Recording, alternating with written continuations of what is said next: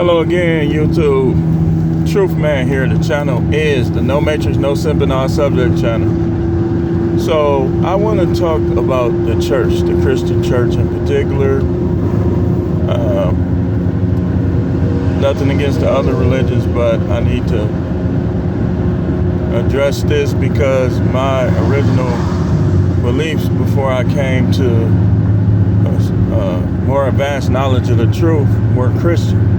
And some of them I agree with them on. And I do believe that there's Christians in heaven right now and that there'll be Christians in the future. But I do not believe that heaven is exclusively for those who claim to be Christians, because all you got to do is read Revelation, where it says people from all tribes and all nations standing before the Most High with palm branches in their hand, meaning that they made it. All these nations ain't Christian nations. It's all different types of religions in these nations. It's going to be Sikhs that make it. It's going to be Muslims that make it.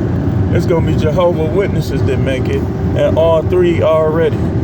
Just like it's going to be people in every religion. The majority of people in each religion won't make it. But that's what I want to talk mainly about the Christian church and how I'm listening to Coach Greg Adams, and one of the commenters, somebody super chatted him and made a comment. And I've been talking about this off and on for a while, but I said, you know what, I want to talk about this again when I heard him make that comment about how the church is sissified. And I don't mean this as a pot shot towards anybody that might be choosing these type of lifestyles. I'm going by the Bible, and you really don't have to listen. And I apologize if you take it the wrong way, but I'm finna preach the truth. Now, the Christian church, I am a prophet, and originally, before I understood what a prophet was and what my goals and my job as the Most High Prophet is, I was deeply rooted in Christianity. But as I began to learn, a lot of the teachings began to be overturned in my heart. You know, the Most High will overturn them in my mind as well. So, these are the reasons why I don't claim to be a Christian. I don't try to convert them. When I preach and when I have my church, people you're free to come. But if you come thinking you will convert me and trying to debate and argue with me, you will be removed. I promise you that. I promise you that. You can't make me, you can't weaken me with out of context scriptures. So let's get into why, some of the reasons why I stopped claiming the religion of Christianity, and some of the reasons why I go out of my way to do certain things. I'm gonna get into a wide range thing. Y'all know how I do. So if I get off the street, I'll make my way back to that avenue. Now, I noticed a long time ago that men were being emasculated in the Christian church. And I noticed that when I came in, there was always conflict with the people that was already there, because they don't want to believe that they could be wrong about some of their teachings. That was one thing. What people do is they want to say who's prophets and stuff. They don't want the Most High to choose his own prophet. They want to say who the evangelists are, who the pastors are, who the prophets are. And it's usually people they like, or people they like something about them. Like maybe they dress nice, or maybe let me see, maybe they got money, or maybe they know their family. It's always a reason, and that's what one of the things that kind of mess Christianity up is the politics. You got people taking up for pastors that's in the wrong. When Jimmy Swaggart did what he did, he got vilified. And when you look at what he did in comparison to what T.D. Jakes did, come on now. A lot of people owe Jimmy Swaggart and Jim Baker an apology. And I'm gonna tell you why. I'm gonna tell you why. But it's like 50-50. They kind of do, they kind of don't. Where Jimmy Swaggart and Jim Baker messed up is they tried to fulfill an image that wasn't even the image that people like Samson, people like Solomon, and the other biblical patriarchs like Abraham, it wasn't the image that they fulfilled. King David, yeah, all of these men are with the Most High right now. And all of these men are considered elders. I'm gonna tell you one reason why. The Most High already knew that you got to deal with these women a certain way, because these women create problems. And notice, the women created problems for all four of them. Abraham, King David, Solomon, or Solomon, and Samson. The Most High knows this. You could throw Adam in there too. So when the church lifts up women, elevates them, takes their side, doesn't lead them properly, doesn't govern them properly, that's why the Christian church is 70% women. But if you look at my demographics are 88% men. Y'all know why? Because they know I'm masculine. I drink beer. I watch football. I watch boxing. None of it's in my heart. It's just something that I view and that I filter out. The heart is sealed. My spirit is sealed from this stuff. I don't need it, and I don't always indulge it. But if you think I'm gonna be walking around clapping with straight hands, only listen to gospel music, hey, listen, you don't gotta listen to me, you don't gotta follow me. But one thing I'm gonna be is a masculine prophet. Masculine prophet. People try to get you out of your masculinity. The strange stuff that be on the internet, the strange stuff that be in everyday life, they'll try to get you off of your masculinity. They will. But my church is going to be masculine. My church, I tell the women like this, I don't need your money. So if you somebody's wife and you ain't submit to it, first of all, I'm not allowing no woman that's married to come to my church without her husband. If he ain't coming, you can't come. Sorry. Get the playback on YouTube. If you married and your husband ain't there, you can't come. The only way I would do it is if he calls me up and says something like, my wife wants to come to your assembly. I give her permission. I'll be like, okay, cool. And I have people watching her too. You ain't getting too close to no guys that you married. If you don't want to be married to him, just go and be a harlot. Let him get some new wives. But ain't gonna be none of that. That's excommunication. All the way. Zero tolerance towards adultery, man. Mess with your own wives. Have sex with your own wives. If your own wives ain't getting it done, get another one. And another one, and another one. And eventually I'm going to be looking at you, okay? Is it them or you? Why you need so many wives? Because y'all know I'm fair. I'm the truth, man. But the church emasculates men, turns them into... I know dudes that was hardcore. Then we'd be out here throwing them. Fighting plenty dudes. They start going to this church, and now they acting soft. I don't work with dudes. Like, man, you know, you got to know what to get rid of and what not to. You don't get rid of your masculine ways, man. Guys in the church be scared to look at women. Man, and you know how I know?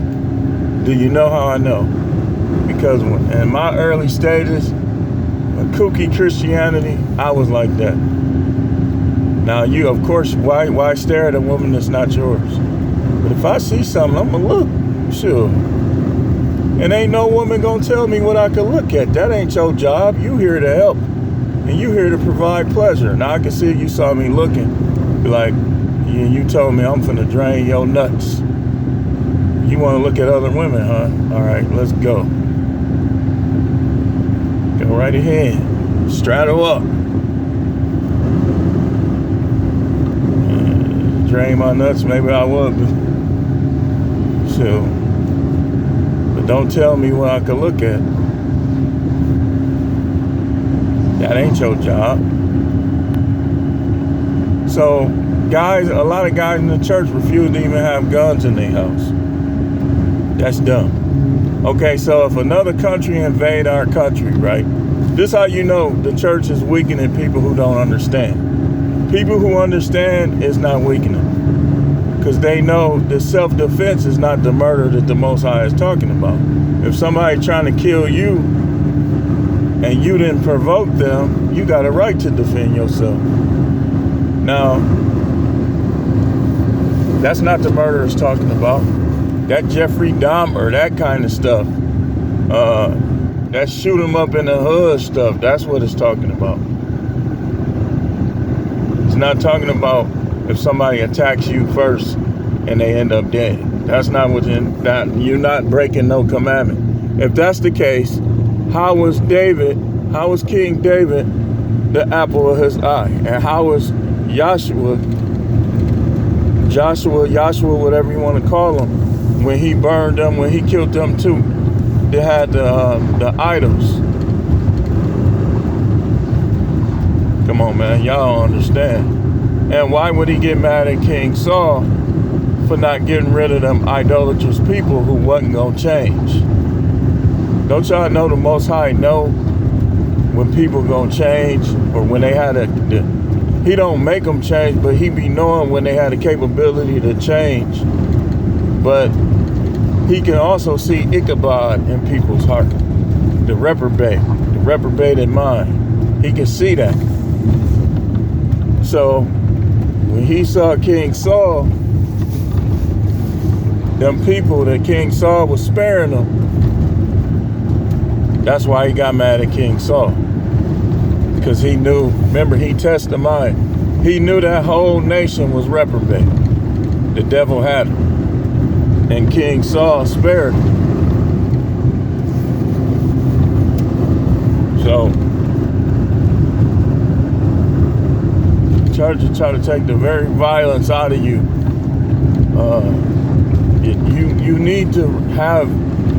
You need to be at peace with everybody, but just know and understand that violence is a part of life. Sending people to hell is violence. Casting people in the lake of fire is violence. Y'all, anybody that's telling y'all the Most High is non-violent is teaching you a falsehood. The Most High is the most violent out of any being in the universe, hands down. All the while being the most loving and most peaceful. He's a completely equal balance within himself. That's why I don't see how people playing with him. You think it's sweet, it's not. It's not. So if you open yourself up, he can give you dreams and visions and show you. Ain't nothing sweet, man. The Most High.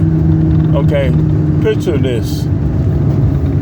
Picture the police officer or the judge or the correctional officer that goes completely by the book. Completely by the book. But, okay, I can mention myself. This is where I got this from. I got this from the Most High, right? Now watch this. So listen to this, right? My style is by the book, but this is what I also go by. I go by, if a person is making an effort to do right, I'll be a little more merciful on them. But if a person is continuing to do wrong, thinking that somehow I'm weak, that they could just run over me or get over on me, that's the person that's going to suffer them consequences. I got that from the Most High. So some people get more forgiveness than others based on their intent, based on their motive, based on other elements of what they do. I got that from the Most High. That's how I judge things, not with favoritism.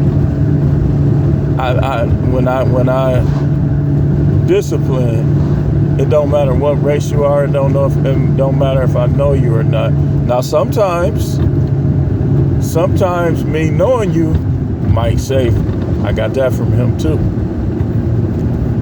As long as you don't disrespect the fact that I know you already. If you show me respect, it might get you somewhere.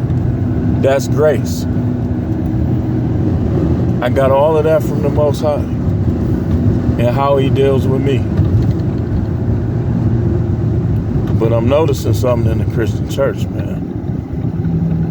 I'm noticing favoritism. I'm noticing bigger preachers not helping smaller preachers. That's what they do on YouTube. And these are godless men, a lot of them. So how is the church doing the same thing as godless YouTubers? Where they only deal with the preacher with the larger congregation. Or if you start going viral and you start getting known and your numbers is increasing, now these other preachers want to deal with you? Nah. I look at that.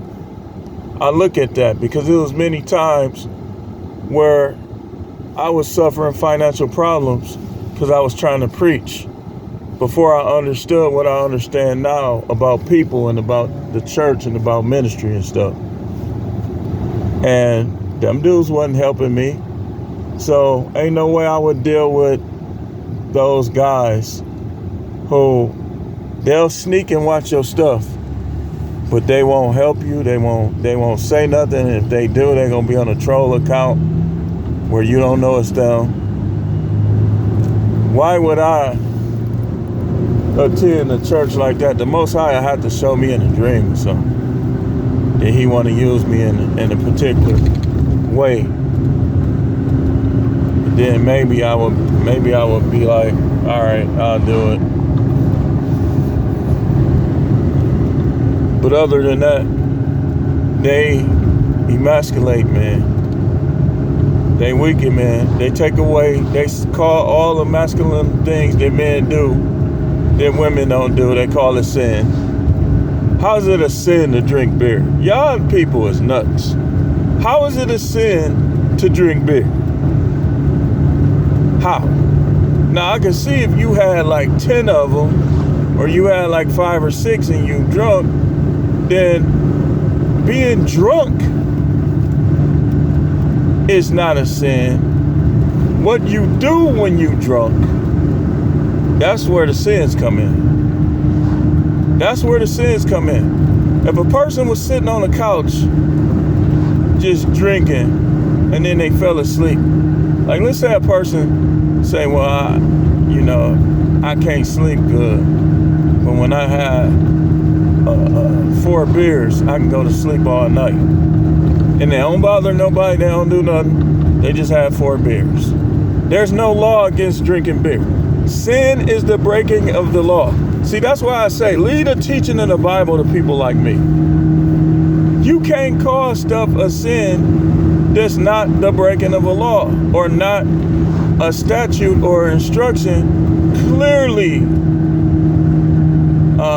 in line with some law or statute, line upon line, that says do not do it. Didn't the Messiah cover this? It's not that what goes in, but that would come out. Didn't we cover this already? Wasn't this talked about throughout the scripture? See, some of y'all don't need to teach nobody. I'm just gonna be honest with you, and that's why people in your ministries don't change the world, because they're self-righteous. All you can do, let me show you what the Most High look at. The Most High is looking at what you really think and what you really believe in your heart. So if you choose not to do something, right? I'm going to show you something. Because you really care in your heart and mind and wonder what the Most High is thinking.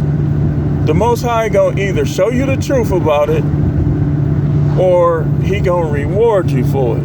Whereas if a person not doing something that they want to do and they only not doing it because they trying to be religious, that's the Pharisee. Look, you ain't getting nowhere with that. And that's another thing about Christianity, y'all. A lot of what was done and undone is for show. I've been noticed that. That's why they was arguing with me. Because every church I went in, it's like they couldn't handle the fact that I was masculine and thought for myself and studied for myself. And if you just came trying to say, well, you can't do this, but you can't prove it line upon line, and you can't show me a law, all this, all that, then they was getting mad because they couldn't control what I believed. So it just, every church I was going to, it just became me versus you thing. Me versus them. Like somebody tried to tell me, they'll tell somebody they not saved because they smoke cigarettes. When it's people who smoke cigarettes that got saved, they just need to stop smoking cigarettes. Not because it's such a sin, but because why would you? It's not, why would you smoke cigarettes when you're supposed to take care of your body? But even that aspect, it's foods we eat that's doing more destruction than cigarettes is, or just as much. So the hypocrisy is another reason why. The lack of knowledge, the hypocrisy, and y'all notice, like, shouldn't y'all antennas go up when you see, nothing against the alphabet community, but when you see them embracing something, your antenna's supposed to go up. But even they are turning against the church per se. But the church is still trying to cater to them. Some of the church. And then half of the church are you too extreme. Look, man, if that's what they choose to do, you can't, they gotta save themselves. You can't save them. So why would you hate them for the lifestyle that they choose? I don't hate gay people. I don't hate anyone, but I don't, okay, they're gay. It doesn't affect me. So if they show me respect, you know what I'm gonna do? I'm gonna show them respect back.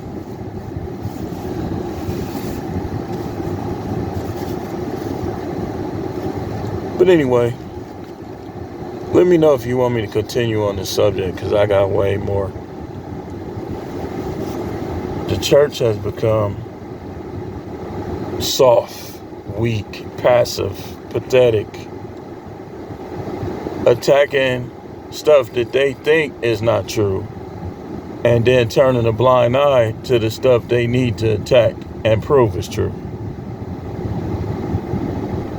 It's just a mess, y'all. It's a mess. And I learned long ago that I don't need these other people to deal with and to be saved by and to communicate with the Most High God at all. At all. I mean, if he want to say something to them, it's like even when they come up to you, it's like the vibe they give off. You gonna know right away if you connected to them. Like, you know what? I believe the Most High trying to use that person. Because the Most High be confronting me himself. He don't need nobody else to confront me. But it's been a couple times, I'll be honest, that he did confront something about me through other people. But anyway, let me get going. Thanks for watching. Keep tuning in for more videos.